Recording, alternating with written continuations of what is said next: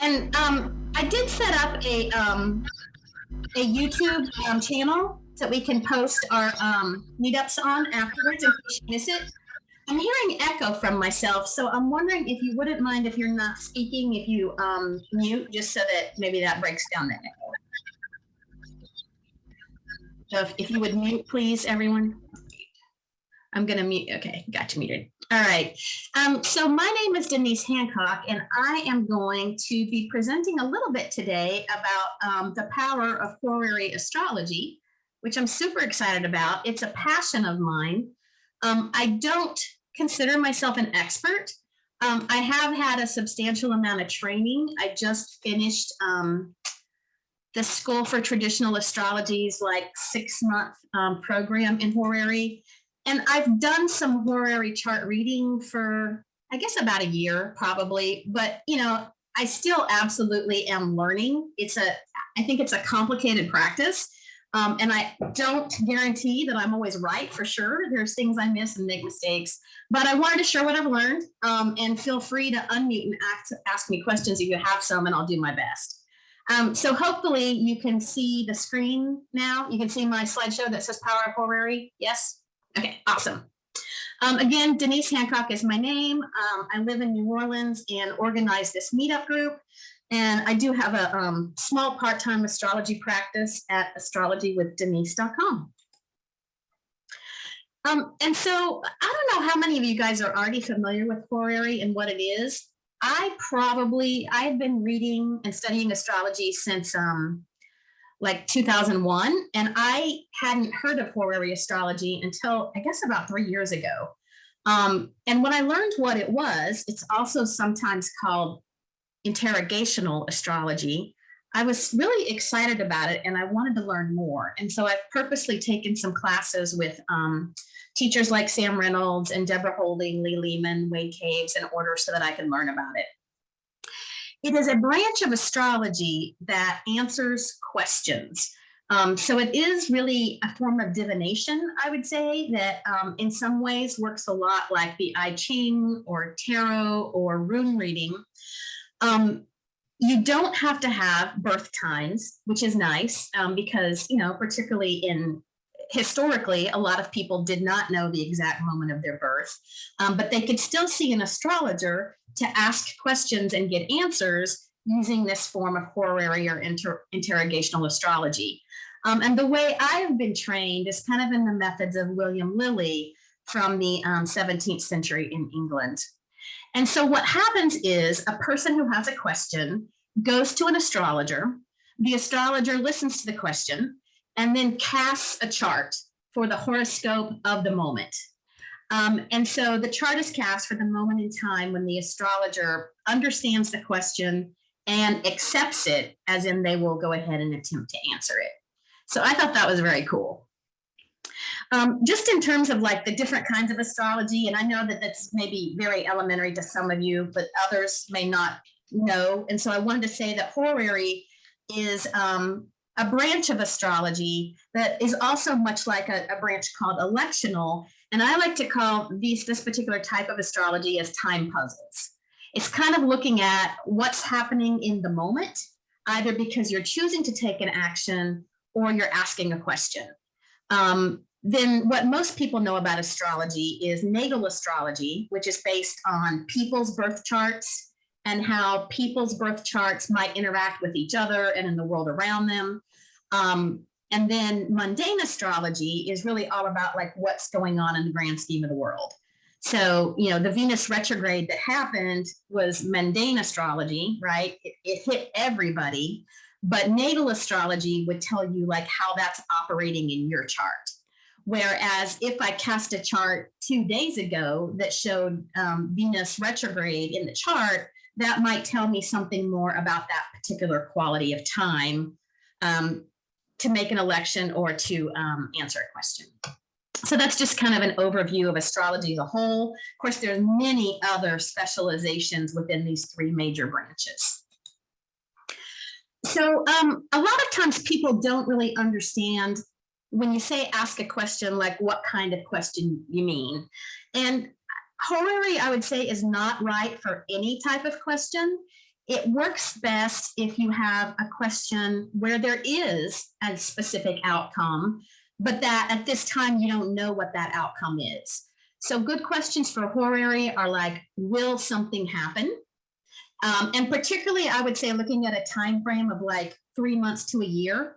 I don't know, while you might certainly be able to say, will something ever happen? That isn't a question that I would be comfortable taking. I'm more like looking at a chart cast for right now. And so I want to know what the circumstances are like within a shorter time window, 3 months, 6 months, a year.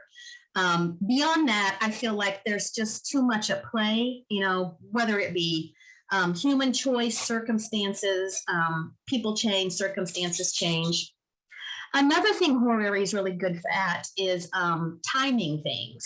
So not only will something happen, but when will it happen? And then it's also really great at sort of locational questions. Where are things? Where did they go? If you look at some of the books about horary astrology and examples you see in magazines, there's some common types of questions about like issues of romance, right? People often see astrologers because they want to know, you know, will I have a relationship with this person? Will I marry this person? Will I get a divorce? Will they break up with me? Finance questions. I was kind of surprised, but Deb Holding told me that probably the most popular form of question she gets is about real estate, because that's something that really people, they fall in love with houses and they spend lots and lots of time and effort and energy trying to acquire properties or trying to decide if it's the right time to sell a property or even rent a property. So she said that was very common. Career advancement. Will I get the job? Will I get an offer? When will I get a job? Am I going to get fired? Am I going to get promoted? Those kinds of questions. Missing things. I'm going to show you an example today of a lost item, but that's commonly used. I've lost something. Was it stolen? Who stole it? Will I find it? Will I not find it? Where is it? Pets or people can also be, you know, located sometimes using charts. All kinds of work and career concerns. Trials and legal matters. That one was sort of a surprise to me, but judging the outcome of whether or not someone should pursue a legal action or if they're likely to win or not win in court. And then also health concerns and concerns about fertility and pregnancy are common horary questions.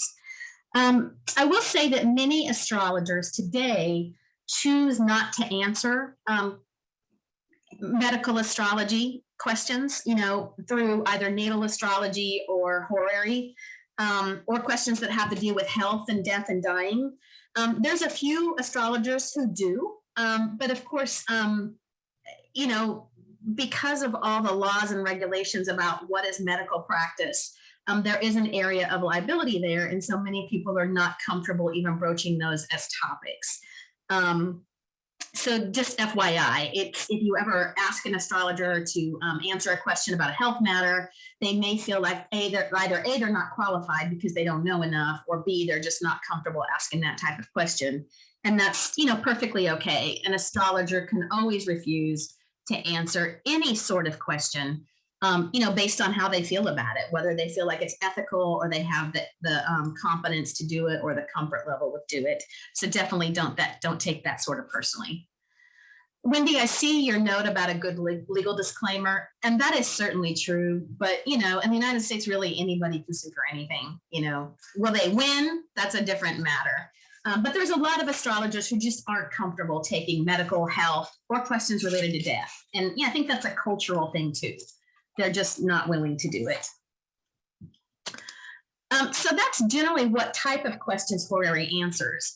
A few other notes about what makes a question a good horary question, which astrologers sometimes call a radical question, meaning radical as in real or from the root of something, is that it should be an honest inquiry from a person who's concerned about a matter that impacts their own life.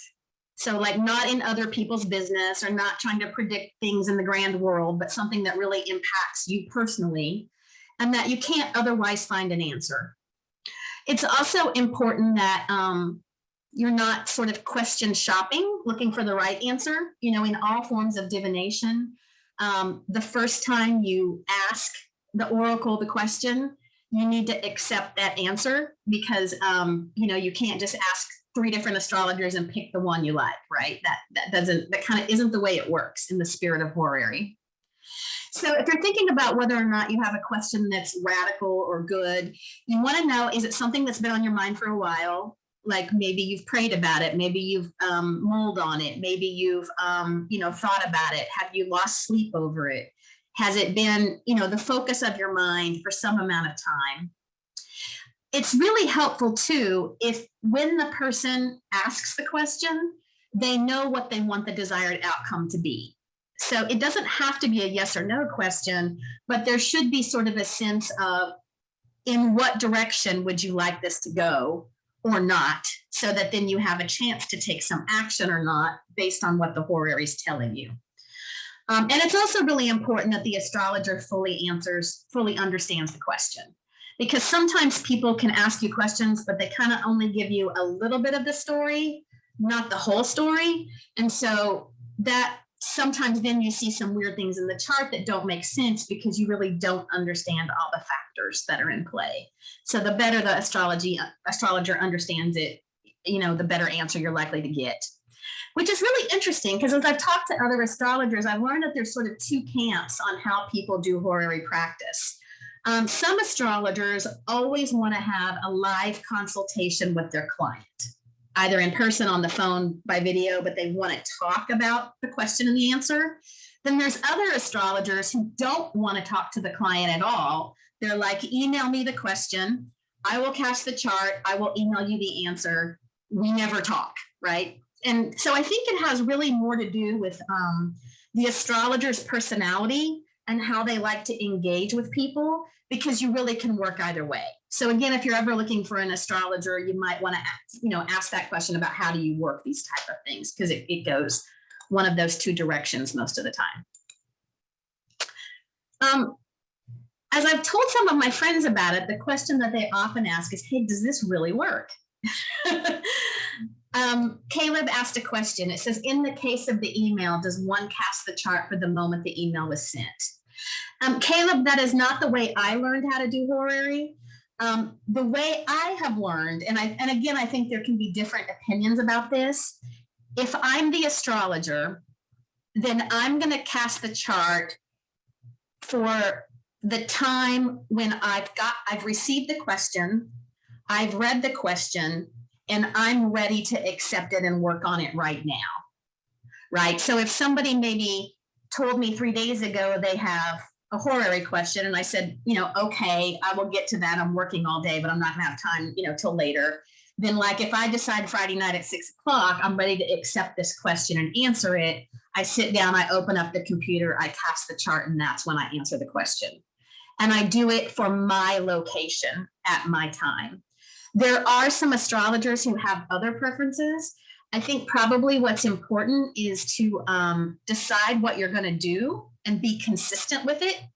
Because, you know, if you've been studying astrology for a while, you start to get a sense of where planets are during the day or where the ascendant is in the day. And you don't want to like get yourself into a situation of trying to game the system, right? Like, I'm not going to answer the question today because I know the moon's in Scorpio, right? Does that make sense? Yeah, Wendy says, I heard that for the question to be valid, you must have a burning desire to know the answer. I think that's true, but you know, somebody who's an Aries might have a different type of burning desire than someone who's a Capricorn, right? So for me, questions are usually more of a simmer than they are boiling over, you know? But yeah, it's something that you really want to know because it impacts you personally. Yeah. So does it work? It can be effective for sure. There's some rules about what makes a question radical. They're too complicated to go into today. But what I have found is oftentimes when you cast the chart, it becomes immediately clear that a chart is answering the question, that it's about the question and it's answering the question. That doesn't mean I can perfectly interpret it, but sometimes you can tell that like it hits. And it's so weird and eerie. I think that's one of the reasons I fell in love with Horary, because it truly does feel like a magic hotline to the universe. And the universe is saying, here's what you asked me about, here's a glimpse. So I would say it's not 100% accurate for sure. I do believe in free will. I believe that, circumstances can change and we can change. But I would say it's often accurate, and it can be surprisingly, almost shockingly specific. At its best, the chart will describe the situation. It'll describe the important characters in the situation. It will let you see what has happened in the past that led to this question. And then it predicts what is likely to happen in the future, given the current circumstances. The future still can be impacted. If you read William Lilly's book, one of the things you'll find is that he did really well was actually advised people what their actions should be to get to the outcome they want based on what was happening in the chart. So that could mean things like, you should act on this now, tomorrow, or maybe you should wait 6 days, or maybe you should talk to this ally or this advisor, or maybe you should hire an agent rather than proceeding with this yourself as a way to find resolution. I would say that my skill level isn't quite that high. I would like for it to be. That would be my goal, because I really would like for my my horary work to be a true counseling session that lets people know what's the potential and how can you best get the outcome you want. That is my overall goal for Horary Astrology. So here's the basic idea of how it works. And I tried to think about this at the very simplest level. So if you don't know anything at all about horary, kind of what is it that an astrologer does when they're doing horary work? I already told you the basic idea is that you cast a horoscope for the moment and the location where the astrologer accepts the question. Then around that time or just before, I think it's important to have a plan in place for how you're going to answer that question. Like before you even start reading the chart, think about what's going to be important to me in this chart, how you're going to delineate it. And so you want to assign what's called a significator to the key elements of the question. And so an example is, let's say if I wanted to ask a question, what's going on in my relationship with a certain person? I am what's called a querent. And so I am always represented by the first house and the ruler of the first house and any planets in the first house, right? That's the person who's asking the question. If it's about themselves, if it's about, say, asking a question on behalf of my husband or on behalf of my child or about my mother's health, there's some different rules in places where you would use the appropriate house for that. But most of the time, the significator for the person who's asking the question is going to be the first house, its ruler, and or any planets in the first house. Then you kind of use the traditional house system to figure out what the significators could be. So like if someone's asking a question about finances, right, it's probably going to be the person themselves, and then finances is represented by the second house. If it's about a career matter, you might use the 10th house. If it's about a relationship, you would use the first and the 7th house. So you need to figure out what significators you need to use. There are times when instead of using the house system, some people will choose to use a significator based on its general qualities. If you've never seen it, there's a whole book that Lee Lehman wrote called the Book of Rulerships, where you can look at like what planets signify certain things in life. Like, for example, I had a question about a cat, and it turns out that traditionally either Saturn or the moon could signify a cat. If it's a general pet, Mercury can signify a pet, right? If it's a dog, you might choose Mars. Mercury can also signify things like paperwork, like I lost my paperwork, where is it? Yeah, Caleb, it's an incredible resource. I love it. And if you lost something like a diamond bracelet, maybe you would choose Venus because it's the natural ruler of, valuable and beautiful things or an artwork. And the rules about when to use what, Yeah, the ruler of this is Lee Riemann, Lee. I'll actually just put it in the chat. Lee is really an expert horary astrologer who's written several books herself. And she also put together this, it's called the Book of Rulerships. And it's literally just a reference book so that you can find what planets or what signs signify different things. It's a little bit a judgment call about if you're not using significators based on the house. If you tried to use general ones instead, that's kind of a judgment call. There's no like pat rules for that. And there are some people who do some other kind of stranger things, like choose the almutin of the house rather than the ruler of the house. So the rules get a little bit fuzzy, but at its most basic, we use the house system to choose significators. So once you've cast the chart and you've decided what significators you want to use, then you start examining and interpreting the chart.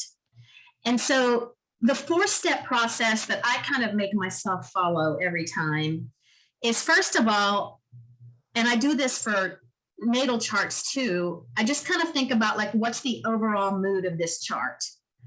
I've studied traditional astrology, and so I'm looking for what's on the cusp of the 1st house, the 4th house, the 7th house, and the 10th house, which we call the angles, right? So what's the ascendant, the descendant, the midheaven, and the IC. I kind of want to take notice if those are fixed signs, mutable signs, cardinal signs, or a combination, because a lot of times that lets me know if it's fixed signs, it's kind of been a stable or a long-standing situation. If it's cardinal, it might be something that there's fast action involved. If it's mutable, a little bit more flexible. And then I also just pay attention to what's in the angles. Like, are there benefic planets like Venus and Jupiter in the angles? Is it negative planets like Mars and Saturn? Are the luminaries in the angles so that we're getting a lot of clarity in this chart? So overall, I kind of look for the overall mood first. And also, like, are all the planets in the top of the chart so that it's like a day chart and things are really bright, or all the planets in the bottom part, most private part of the chart? What's the overall mood? Then I look for each significator. Okay, so if I'm looking for the 1st house ruler, I want to know where it's at, and I find it. And I'm going to identify the characteristics of each of the significator. So I use traditional astrology for that. So I want to know about its essential and its accidental dignity. I want to know about, is it cold and dry? Like, what's its temperament? If I'm interested in identifying a person or a thing, then I'm also going to look at other characteristics, right? Is it a fertile sign, a barren sign? Is it a bestial sign, a human sign? Is it cold? Is it warm? Water, air, like all those kinds of things. So I just sort of jot myself keywords about the significator. And I want to look at all the important significators. So if I'm looking at a chart about a relationship between 2 people, I'm going to look at the 1st house significator and the 7th house significator, and kind of just like identify the characteristics about each one of them and then compare them. Which one's the stronger one here? Then I'm going to look at the recent past, the current, and the future aspects between the significators. And one of the things I didn't say here explicitly is, in addition to your assigned significators, you always, always, always look at the moon. The moon always shows, it's like a co-significator for the whole situation and the people, and just a general sign of how things are progressing. So always the moon. I know that's all very theoretical, but as we look at 2 or 3 different charts, I want to kind of walk through this process. And so I wanted to make sure I outlined it before we jump into a chart. Any questions so far? What's your preferred house system for horary? I know some people do like whole sign for natal, but then for horary, they'll do something different because sometimes, you know, cusps will indicate certain things. That's a great question. And that is in fact exactly what I do for the most part. I was trained in the methods of William Lilly. And so Lilly used the Regia Montanus house system. And so the teachers I had have also used that system. And so I have really just adapted it because that's how I was taught. I was able to do my homework assignments that way. So I learned to read it. I do think that quadrant-based systems give you much richer information for horary. That's not to say you can't do it with whole sign. I'm sure that you can. But for me, I've learned to really value looking at the house cusps. And also for timing things, particularly, it often helps to know exactly what the distance is between a planet or a significator and the house cusp, or a significator and a sign change, because that can mean a change of condition. I do use the whole signs sometimes for looking at electional stuff or for late natal stuff. So I tend to sort of go back and forth and look at both. But for horary, I definitely would prefer a quadrant system. Thanks for asking. Thank you. Yeah. Anything else? Any other questions? Cool. All right. So I'm going to share with you, first of all, just a question I did for myself, right? And this was a few weeks ago, and it's pretty easy. It was a chart that seemed blatantly obvious to me, so I thought it would be a good example to jump into what a horary is. And so it was a missing personal item. And so before I cast the chart, kind of this is how I decided I would delineate it. So the person asking the question, the querent, is me. So I would be signified by the first house and its ruling planet and any other planets in the first house. The missing blanket is signified by the second house and its ruling planet, because it's a personal belonging, right? Not super valuable, but just like something I own. And then the moon is always a significator, like I said. And for lost items, we also use it as a significator of the lost item. The fourth house in horary can signify where something has to come to land, like where its location is. So that's another house that we're going to look at. Now, in this case, I knew the blanket wasn't stolen. Like I knew it was just lost or misplaced. So I didn't go into trying to see, hey, was it stolen or was it not? And if it was stolen, where are the thieves, right? I figured it was somewhere. I just couldn't find it. And as cold as it is right now, right, I'm really glad that I had horary to help me, because it's coming in handy. So this is the chart I cast. It was on November 23rd of 2021. And I was up late because I was frustrated. I was literally laying in bed, like I'm losing sleep, going, where is this thing? I have searched for it and searched for it twice, and I couldn't find it. And so I was like, damn it, I'm just going to get up and cast a horary chart. Like I forgot that I can do that. This is the time. So I highlighted here for you some things just to make it more obvious. So I start by looking at the overall mood of the chart, right? Like I said. And what you see here is that there's fixed angles. So you've got on the cusp of the ascendant here, 20 degrees Leo, 16 degrees Scorpio in the IC, 16 Taurus in the midheaven. And I can't see my DC here because I'm closing some windows. So to me, okay, stable situation, right? Which seemed obvious, had been put away for a while. And then there's several planets that are here on the angles. One of the things I learned in doing horary astrology is we use something called the 5-degree rule in Lily's methods. So if a planet is within 5 degrees of the next house cusp, we call that in the house. And the reason I'm telling you that is like down here, if you look at Mars, Mars is at 16 degrees and 41 minutes, and the fourth house cusp is 1654. But in Regiomontanus, using this 5-degree rule, I would say that Mars is in the fourth house.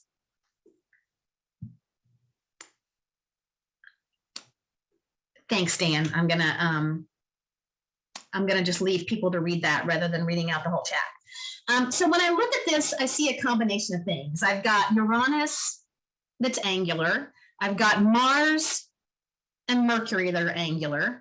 And I've got Jupiter that's angular, right? So it's not really overwhelmingly good or bad.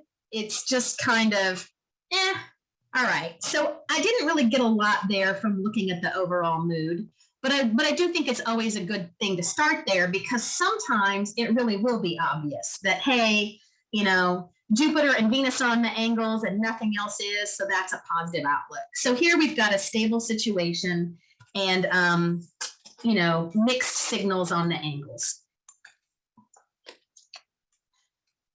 So then the next thing I'm looking at is the significator. And like I told you, I'm the querent, so I'm signified by this ascendant, 20 degrees Leo there.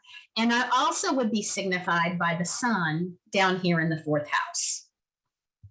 There's no planets in the 1st house. So for purposes of the horary, I am the 1st house and I am the sun. Then the blanket, like I said, is going to be signified by the 2nd house that's got Virgo on the cusp. It has no planets in it, and so it is signified by Mercury, which is also down here in the 4th house. But Mercury is in Scorpio, and I, the sun, are in Sagittarius. So immediately I was like, okay, I knew it. It's got to be here somewhere. And the reason I thought that is because both of the significators are close to each other, and they're literally in the 4th house, which in traditional astrology is your home, right? Your foundation, your family. So 3 degrees apart, we've got to be close to each other, and we're in the same place. But then you get to, okay, I know it's here. I thought it was here, but where? Darn it. So moving on, I thought, okay, well, that doesn't really answer my question fully, but I'm confident it's here. So what's going on with the moon? So I look at the moon, and it is up here in the 12th house, like hidden places, right? Like secrets, kind of a dark house. It's in the sign of Cancer, which is, again, very much home-like. And it just opposed, its last aspect was that it opposed Pluto in the 6th house in Capricorn. So I thought, what about that? What could that mean? And then I looked further and said, okay, well, what's its next aspect? And the next aspect is actually that Mercury.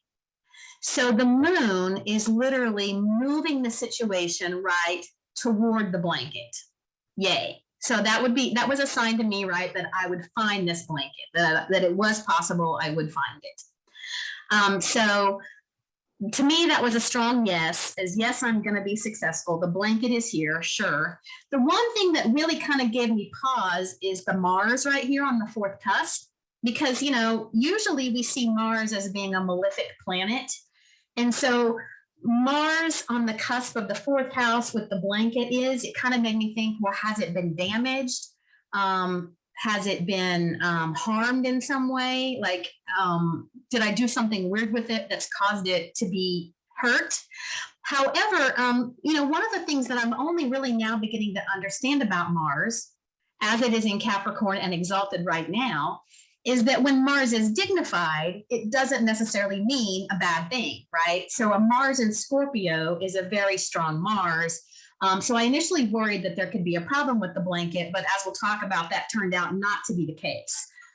So while Mars can be a malefic, it also was very strong dignity. And so it was able, I think, in this case, to come up with another meaning. So we already said the 4th house represents home. And if you look in the traditional sources, you can also sometimes by signs and houses find specific directions. And the 4th house is related to the direction of north. The sign of Scorpio, I've got references in the back to help you see where these are. This particular description comes from Lily. But the sign of Scorpio can often mean that something is near muddy or stagnant water, gutters, sinks, kitchen or bathroom, compost heaps, dark or secret places.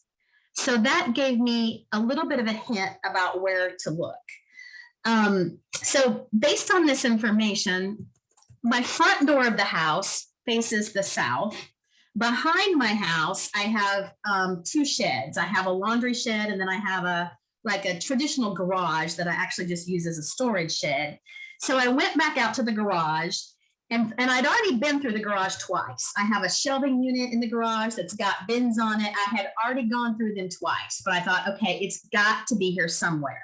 So on the wall of the garage where there is a guttering, I started moving things around, and it turned out that there was a bin that I had not noticed that was literally underneath bags of potting soil and mulch. And so once I moved the potting soil and mulch away, I found that bin, I opened it up, and boom, there was my weighted blanket. So I thought that was pretty funny that it was just so on target. The other thing that was really interesting about this is in terms of timing, Mercury here is 1 degree away from Sagittarius, right, where it would join the sun. And so I found it literally about 1 day later. And I have the chart here for when I found the blanket. I actually was working from home that next day. And so when I took my lunch, I went digging again. And what was amazing to me is, if you'll recall, the moon was in Cancer when I cast the chart. I found the blanket right after the moon crossed into Leo, as well as Mercury moving into Sagittarius. So the real transits in the sky coordinated with the potential timing that you could identify in the chart to really nail that down. And so the moment I found it was 11:30 a.m. on Wednesday, November 24th. So I thought that was pretty darn cool.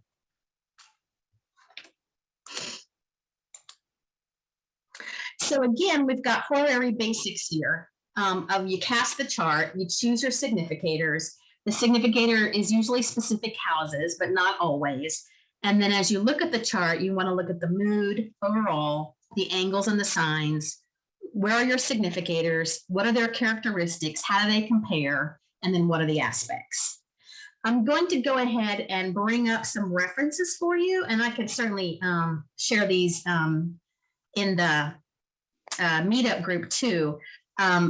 Oh, I forgot I have a few FAQs, and then we're going to look at a couple more charts since we still have plenty of time. But again, some common questions that I get is, does every astrologer do horary? And the answer is no. Each astrologer has specific kinds of astrology that they either are trained to do or they like doing. And so definitely not everyone does it. My favorite types of astrology are electional and horary. That's what I really like. How do you know if an astrologer is experienced and qualified? I think this is a great question for every person, and that is always ask. Ask them about their training and their experience before you book a consultation. And someone who's ethical, if they don't know how to do something, they're usually happy to refer you to someone else who does. For people who are astrology enthusiasts, like some of you, you may say, hey, can I do it myself? And I would say, yes, you can, but horary does have a whole lot of rules and exceptions. I would say it's a lot like learning the English language. Like there's exceptions and considerations to every rule.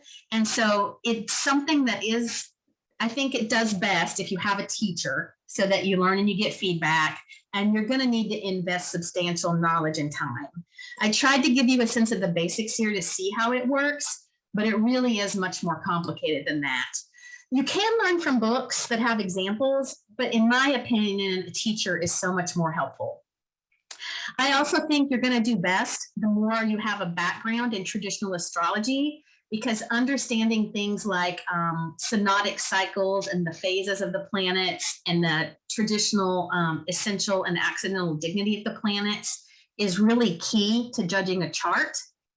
And then finally, I would say that even professional astrologers often hire other astrologers to answer their own questions, because it's really hard to get an objective view of your own concerns, because we tend to really focus in on our biases and our fears. So in this case, I shared with you one of my charts that was about looking for a blanket because, I didn't have a lot of fears or biases about that. Like it wasn't something like, am I going to marry this person? Or, how will my illness play out? In that case, I would prefer to have someone else help me walk through the chart and pay for that type of service. So if you want to learn it, you absolutely could. Just know that it is complicated and it does take some time. And then here's some of the references that I used. If you don't have it, a great traditional source to learn about astrology is Avalar and Ribeiro's On the Heavenly Spheres book. It's not about horary, but it gives you lots of resources that you will use if you do horary judgments. I already told you about Lee Lehman. The Martial Art of Horary Astrology is one of her books about horary. Anthony Lewis, who's a friend of Dan's, also has a couple of great books about horary. And then finally, I do have William Lilly's book, but I would say until you get a basic knowledge that Lilly's book, because it was written in 1647 and has some archaic language, isn't necessarily the easiest to read as a beginner's manual. Vera commented, hey, that's so helpful to hear. I feel like I can't do predictions for myself either right now. You can, but you're likely to be wrong because you get fixated on, like, let's say there's 5 positive things in the chart and there's 2 negative things. When it's your own chart, if your fear is one of those negative things, it's almost like you tune out the positive things. Or likewise, you want it to happen so badly, you only see the positive things and then you like minimize the negative things in the chart. Yeah, we all have biases. So I'm going to stop sharing this screen and put up another chart that someone had emailed to me and asked me to take a look at. But if you guys have any questions while I'm doing that, let me know.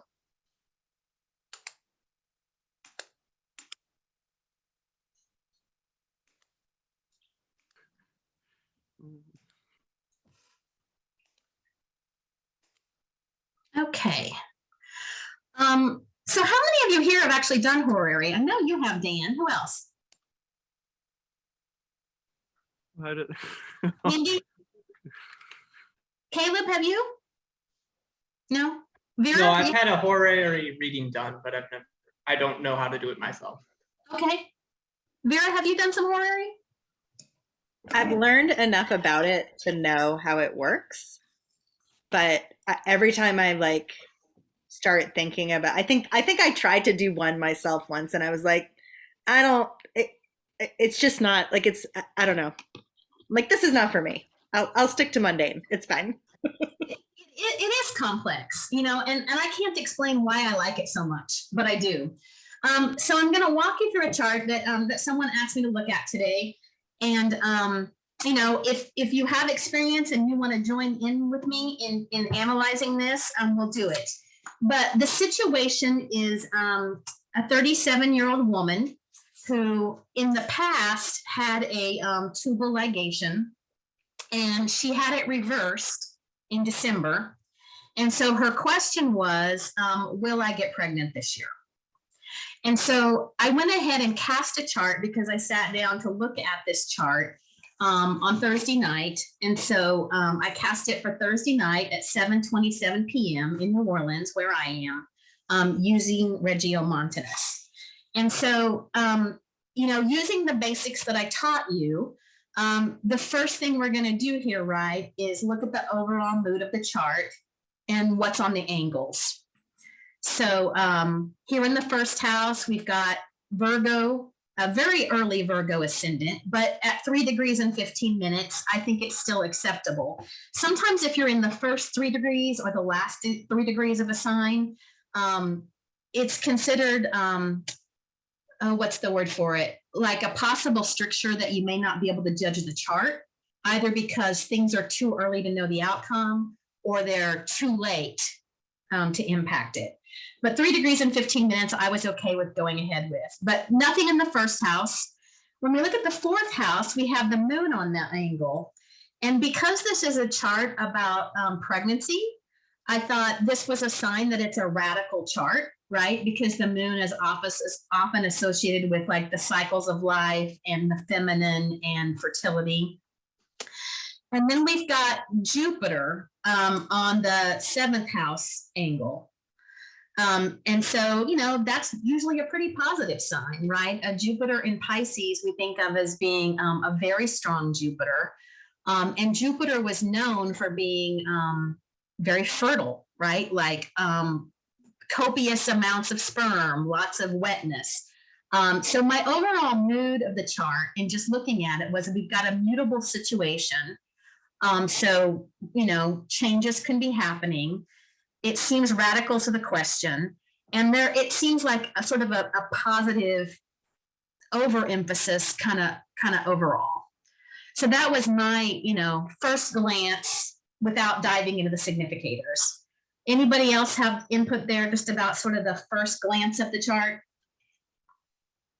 I'm really curious about how the nodes play in, right? Because like the first thing I see is the North Node on the 10th.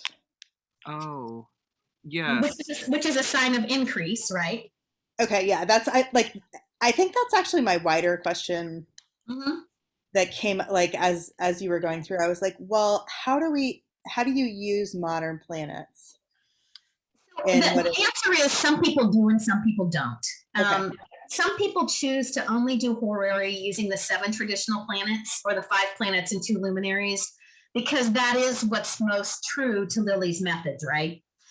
Other people will throw in the outer planets. Sometimes people will use the part of fortune, the nodes, asteroids. So it really is your preference.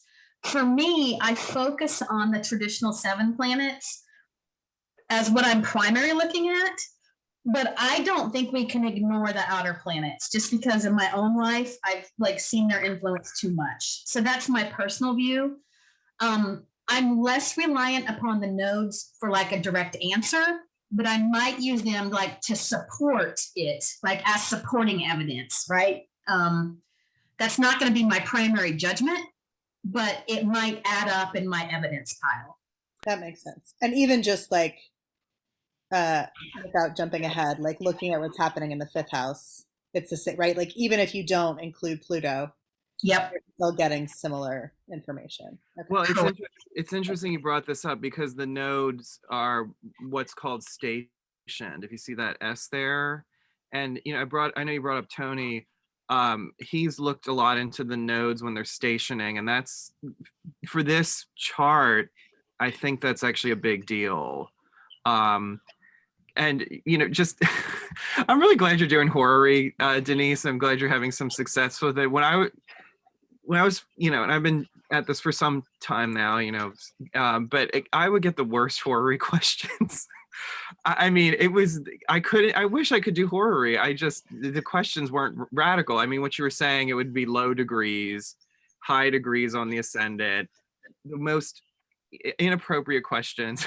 I don't know why. I don't know.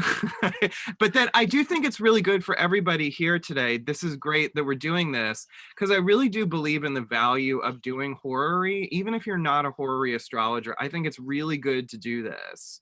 I really do. So I think it's good we're all here doing this. It really helps your overall astrology. I believe that. So I want to answer a question if I don't feel like it's a good answerable horary question, I won't do it. I'll say I don't think a horary question is what you're looking for. I was getting I don't know what it is. I wish I could do it more, I don't know. Denise, I have a question. Yeah. Oh, I'm sorry, Dan. No, go ahead. Yeah, no, go ahead. I noticed, and you might have mentioned this. I've been a little distracted. That one of the significators is retrograde. Mm-hmm. Yeah, I haven't. We haven't talked about significators. Okay, sorry, I'm jumping ahead. Sorry. That's okay. So that's the next step. So we kind of got the overall chart mood, and the next thing we're going to talk about is significators.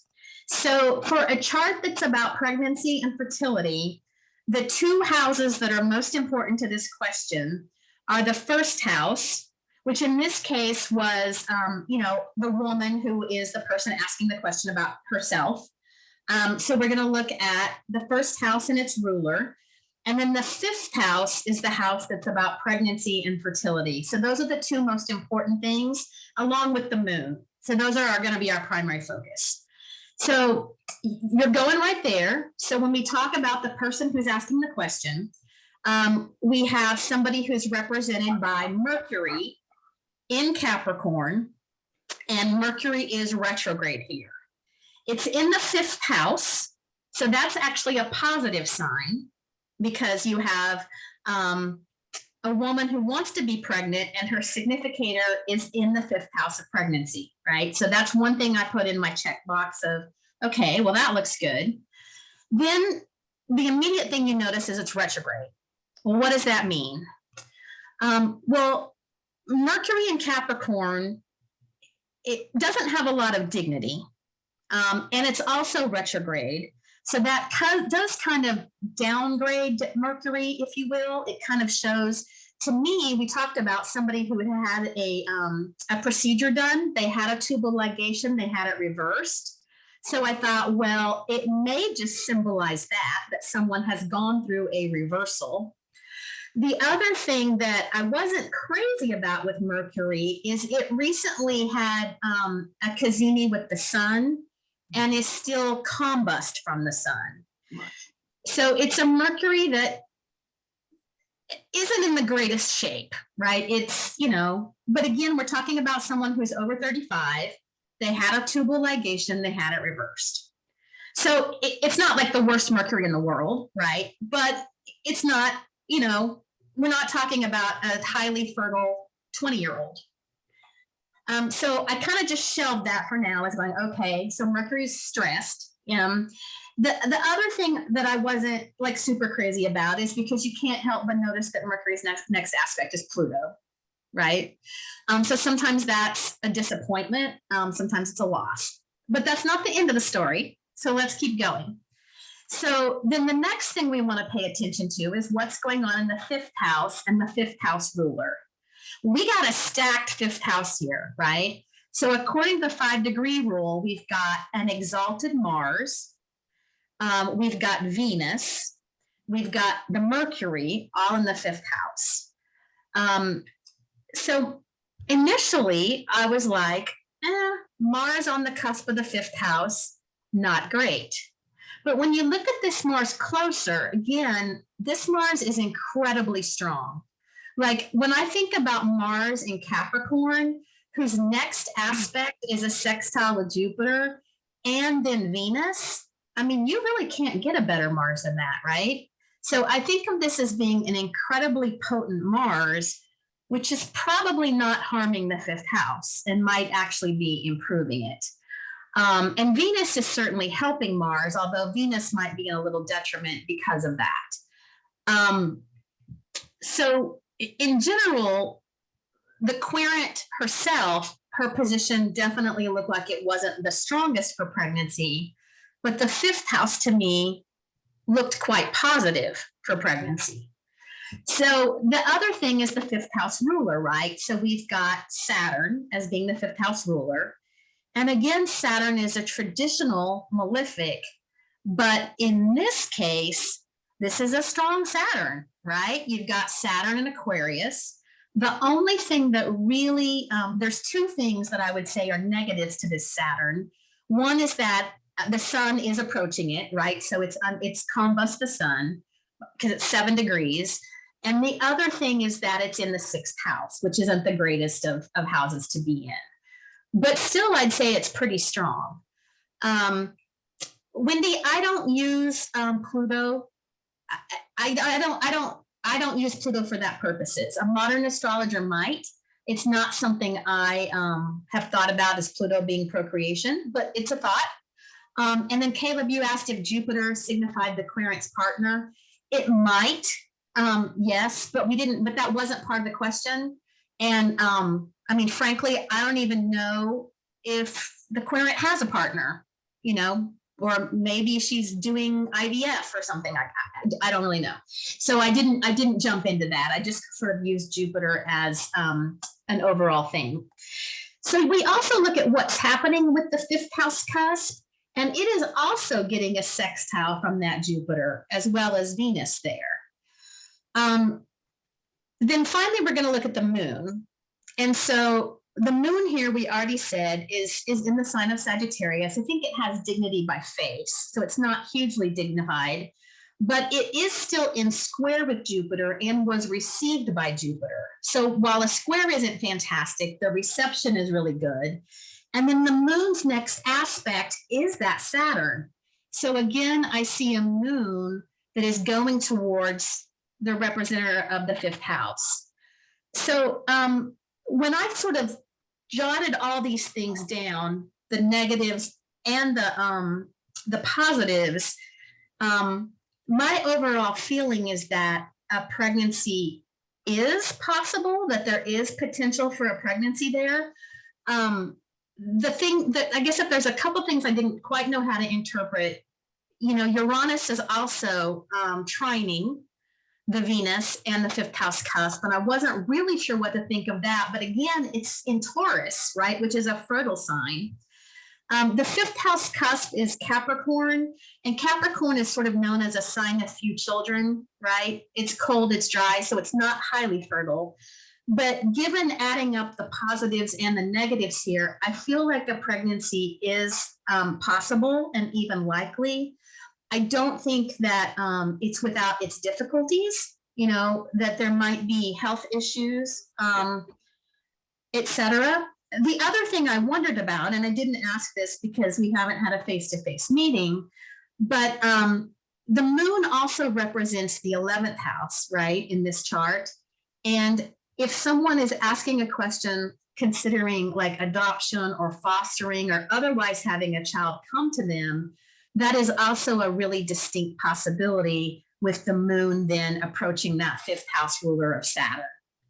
So it looked to me like, you know, the possibility of a pregnancy and a child is there, but there are still, you know, I think it may not be easy and simple, that there could be delays.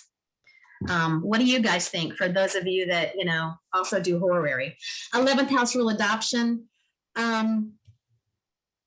Yes. Sorry, I didn't mean to put you, it wasn't a quiz. I just like, because you were talking about the 11th house, I was like, oh, that's interesting. Yeah, it has to do with like a child coming from a helpful person, right? Like an association, etc.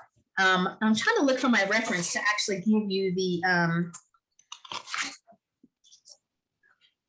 a child that someone is seeking to adopt or foster is signified by the 11th house and its ruler. And it's because it's the 7th from the 5th. So it's another person's child. Yeah, so it has to do with the turn houses. It can also be a surrogate. So yes. You know, it's interesting. I think one thing you brought up, Denise, that's really important is again, a little out of my league here, but Lily would try to counsel people if they came to him. Mm-hmm. And what I really, the thought that I got, I think Wendy just put it in the chat, but perhaps a pregnancy with difficulties. But again, like if people went to, there's a lot of history to this, the idea of going to say an oracle in Athens for res divinae or sacred purposes. And the book's called Christian Astrology. So there's there is, regardless of one's spiritual orientation, there is the divine aspect to it, the how do we act prudently. And I look at this chart, I'm like, when you're talking about these combust planets, there are different astrologers, they talk about, again, the planets being, obscured by the light of the sun, and it can be kind of like a tune-up. So the sun's applying to Saturn, Mercury's, is it a combust or under the beams or whatever that is? I don't know.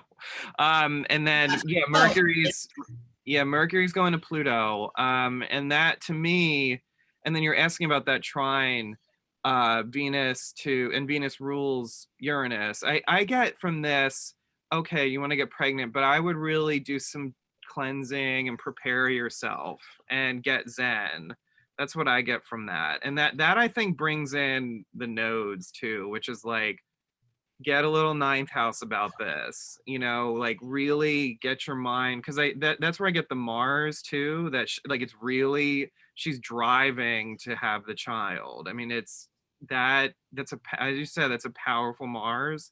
And I forget who brought it up, but I'm very interested, and this is where, is there a partner involved? And then honestly, we're looking at this chart now, who's the astrologer here? Maybe we're Neptune, we're the collective. I mean, because they think these charts are still live. So we're like the collective looking at this now, at least at this moment, so at least anyway, those are some thoughts I have for. And the Neptune is opposite my Jupiter, which is funny. I know. Okay, and this is I really believe this, and you brought. I think this is so important. You brought up too the ethics of these charts and to own.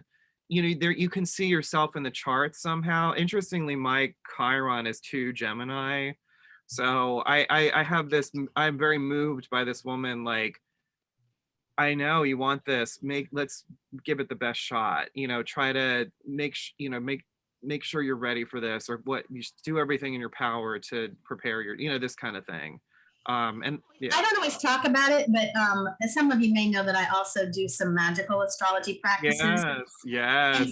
And there's a Jupiter in Pisces election coming up that looks like one of the most fertile things I've ever seen, right? So if it was somebody I had a client relationship with, I would say, hey, let's look at what electional periods we might do to conceive, right? Like, how can we harness further the power of this Jupiter in Pisces? But Denise, come on. I know this is it. This is you got it. Come on. Right. But yeah. Oh, nothing. I just wanted to say thank you. Oh, you're welcome. You're welcome. So we've still got 25 minutes. Would you guys like to take a look at another chart or two? I just wanted to say real quick, I don't know if it's any confirmation for your querent, but as soon as you threw the chart up on the screen, my 5th house woke up from her nap. Is that her name? 5th house? Yeah, my 5th house Saturn return is her full legal name. No, it's sorry. Bye, Becky. I just have something, and I know you talked about like the outer planets. I'm almost wondering if this woman, we talked about difficulty, right? If she would need to do IVF despite doing, having the tubal reverse, but just because Uranus is there, it just sort of makes me think that also would she need to travel any distances to get treatments? Sometimes those fertility centers aren't close to people physically. So just interesting. I was just sort of toying with things in my mind. That's what makes it so fascinating. Yeah, and that's certainly the case. I don't know anything about any other treatments other than the tubal ligation, if she's had hormonal studies done, if she knows she's ovulating, like I don't know any of those details. But certainly that's something else, you could explore. To turn it into a medical astrology, you might say, is the provider who's treating me, are they qualified and capable? And is the treatment going to work, right? But we didn't dive into those details since it was, just a question by email. And, my background is, I'm actually a nurse. And in fact, I'm a maternal newborn nurse. And so for me, questions around pregnancy and fertility are an area where like, I'm pretty darn comfortable, not everyone would be, right? Like I said, sometimes it's just because they don't even feel like they have the vocabulary. I worked with an astrologer about a year ago to do a medical question of my own. And, the person was willing to work with me because she said that she did not have the medical background, but that she felt like with her astrological skills and my understanding of the risks, the consequences, the treatments, all that kind of stuff, that, together we worked it out and it worked really well. But otherwise, she doesn't usually do medical astrology. Yeah, we can do the Eris chart, Dan. Do you have it on something to share? I put it in my... Yeah, I do. I could share. All right. Otherwise, I put it in my solar fire in case we did look at it. Okay. Yeah. So how do you want to do this? I can... You can bring yours up. You can share. Okay. All right. Let's see if I can... Okay. All right. See if this works. Is that... Okay. So you see the chart? Everybody see this chart? Mm-hmm. Okay. All right, everybody. So as Denise mentioned, I miss everybody in New Orleans. I'm up in the snow now. I just moved from New Orleans. I've been back in Pennsylvania for a month. So I was down in my parents' basement and I found this Eris book. And I couldn't believe this. It was actually a book published in like the 20s, and it's this story of, they're on a farm in New York somewhere. This guy William Chambers wrote this book, and they're kind of close to poverty, and they haven't been able to have any children, specifically sons, to work the field. So the wife eventually gets pregnant, and she has a girl, and she's like, I want to name the girl a name that nobody else has. And the doctor's like, okay, how about Eris? And so he was like, are you sure you want to? He was like, okay. She's like, are you sure you want to do that? I mean, that's the goddess of discord. So I haven't finished the book, but it's just, this book popped up, and Eris is, just became a planetary body not too long ago. It's the goddess of discord. So I couldn't believe this, and I had this book. So I was kind of running around doing different things, just kind of, various things. And I was carrying the book around. I was just entranced by this book. And I was just kind of running around, and I lost the book. I was really upset about this because this is a family heirloom. I love this book. It's Eris. I mean, at one point I had resolved myself to, oh, well, I was able, you can actually get the text online. It's free because it's essentially public domain. But I was really upset about it. So I ran a chart, and it's Where's the Eris book. So just so I want to see if you all have any. I did find it, although that could even be like an answer. But I want to see if any of you can kind of figure out where it might have been. It's sort of a tricky chart, but I do want to point out, this is the one of the glyphs for Eris. So it's 23 Aries. Because if you have an Eris book, you want to look for Eris in a chart, at least on, I mean, that gets into kind of asteroid stuff too. Like, I don't know if you all have heard of like the named asteroids and all that, like the thousands. You can go to that's a whole thing. But I wonder, what are your thoughts on this? I mean, it's kind of a tricky chart, but what do you think? And it was, I can walk you through kind of what happened with me and what I was thinking, but what are your thoughts on this chart? So the first thing I always look at just the mood of the chart first thing, right? And so, you got mutable angles, right? And you've got an angular unstable. That was true. Yes, I was unstable. Mars in Sagittarius is like kind of rowdy. Yes. And I would say you've got Neptune in Pisces, which definitely could be like a testimony of loss, or hidden under things, the loss itself. Right.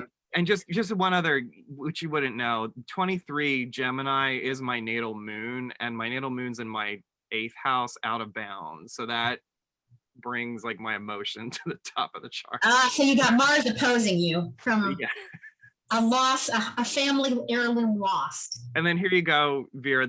That's my nodes essentially on that south node on that Mars. So, so you're not feeling good. I was not feeling good about this. Yeah. So.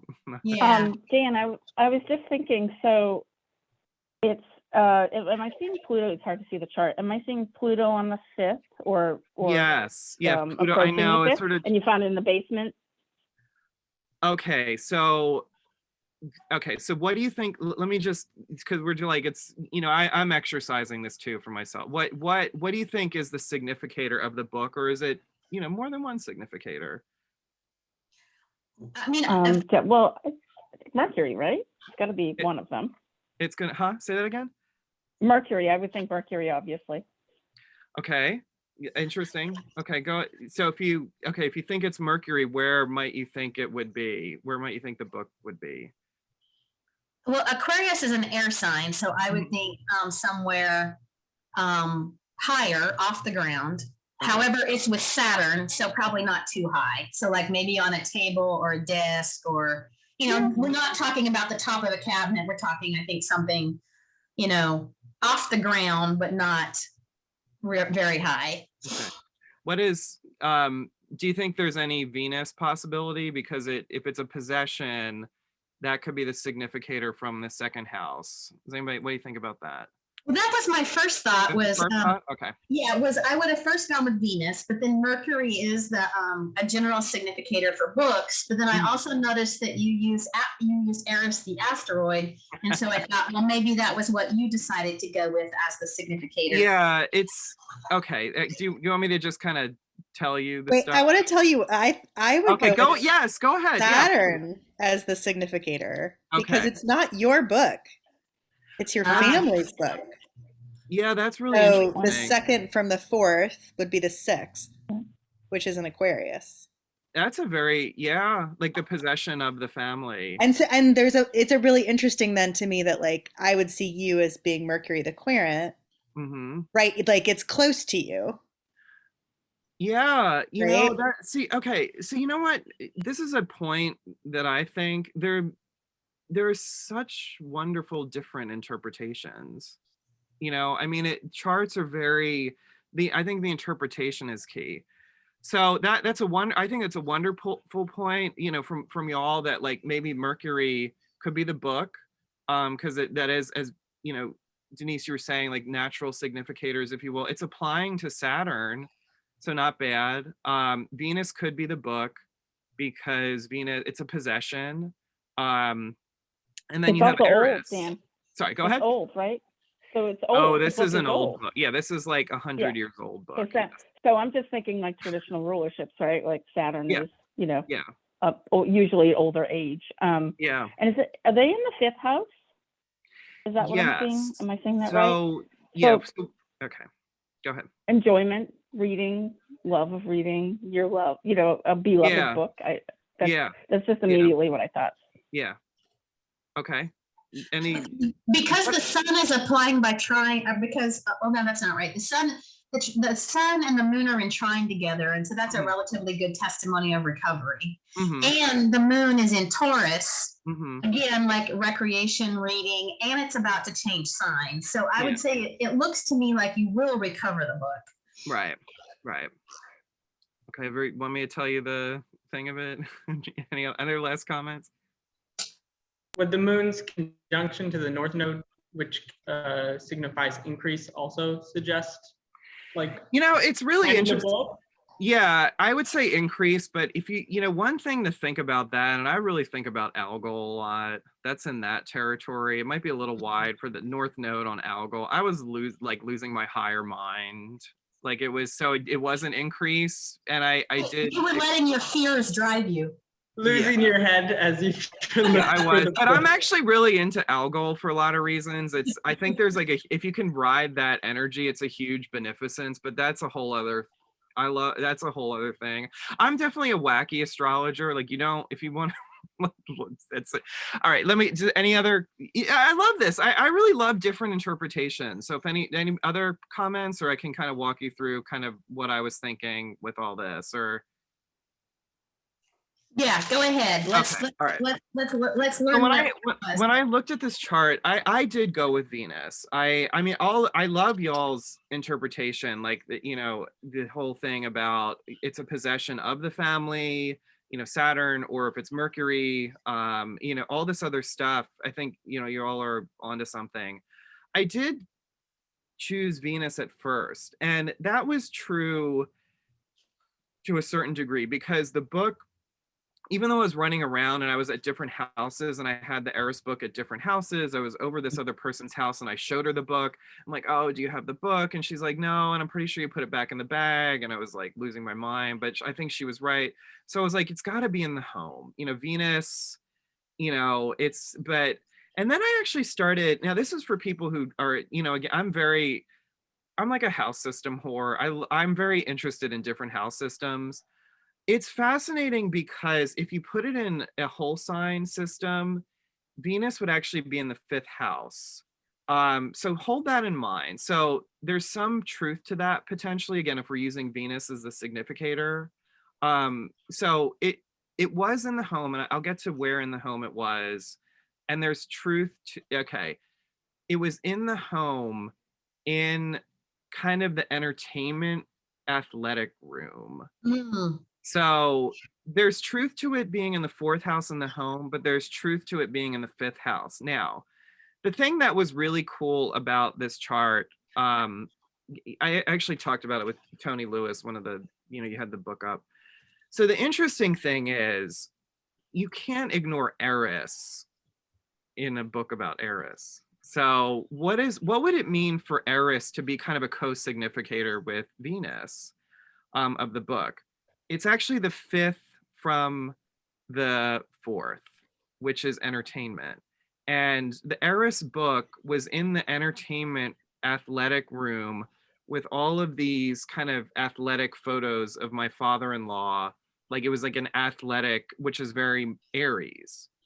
So it's an interesting chart. I mean, I think the interesting thing is you all have very interesting, like, I think if we were going with the natural significator, like Mercury or Saturn, you still might have been like, well, let's check, are there any like athletic rooms, or you know what I mean? Because entertainment rooms, like you still might have gone there. Or, okay, Venus, it's got to be at home. Or if somebody was looking at a whole sign, all right, is it an entertainment room? Or even like if you used Eris, it's like, well, Aries, it's kind of athletic, wears some athletic attire, so there are different it can work out in different ways. But I think that's an interesting interpretation, the 5th from the 4th.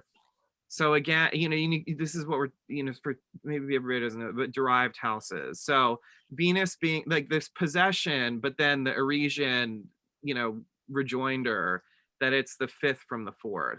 Well, and I would say the Mars in Sagittarius on the cusp of the 4th house is another, like, it sounds like those athletic things are also very Martian in nature, right? Like, so that could also have been a clue. Yeah, no, I think the thing, I love hearing what you all are saying. That the thing that kind of heartened me was, okay, just Venus in the 4th house, like it's the possession, but yeah, there is that interesting familial thing going on. I love that y'all, yeah, so it's fascinating. One thing, and I look at these charts somewhat symbolically too, is there a meaning? And if now Eris isn't a hard quincunx to the ascendant. So Eris, this was like wreaking havoc on me psychologically. I was like, oh my God, this book. And so it's like, and if quincunx, it's like, it's out of joint. You have to put it into adjustment. So I had to, like, it was a lot, the book is a symbol, and psychologically of this, so. Well, and Mercury, you would have been stationed, like you would be Mercury, right? And you're stationing here, aren't you? Or you're pretty close to turning retrograde. Yeah, which is powerful. Very slow. Powerful, and and in a fixed sign. So there's, okay, and this is another thing you were saying, Denise. Some astrologers don't like to talk about the chart with other people, but this is great. We're doing live interpretations, and it's very lively. I think I like that, so I think it's great. Everybody's got a different take. And I think I love that way to do it. So that's one of the reasons why I'm a big advocate of, as you know, taking classes that are like live classes with a group and a teacher, because I think you learn so much from the discussion with each other. Absolutely. Yeah. So, well, thank you, Dan. Yeah, so Eris was found, thank God, because I would have, but you can read this book about, so I haven't finished it, but apparently she's born on a farm, but apparently she becomes a starlet or something. I don't know. So she, I guess she causes all kinds of trouble. I don't know. So I'll tell you, I'll have to maybe put a note in the meetup how the book goes. Like, anyways, but yeah, it's kind of interesting because the book is about family ancestry too, and lineage, and so it's interesting. But all right, well, I appreciate everybody's interpretation. I mean, that's wonderful with the Saturn and Mercury. I mean, those are great. It's all great. Thank you. Yeah, thank you for sharing. I think with that, I am going to wrap up because my stomach is starting to grumble. But if anybody wants me to email you the references or has any other questions, feel free to, shoot me a message. We're taking February off because, it's carnival season here. Mardi Gras is March 1st. And so Saturdays are kind of crazy in February with like parades and stuff going on. So I will post as soon as we get a presentation planned for January. So look forward to that soon.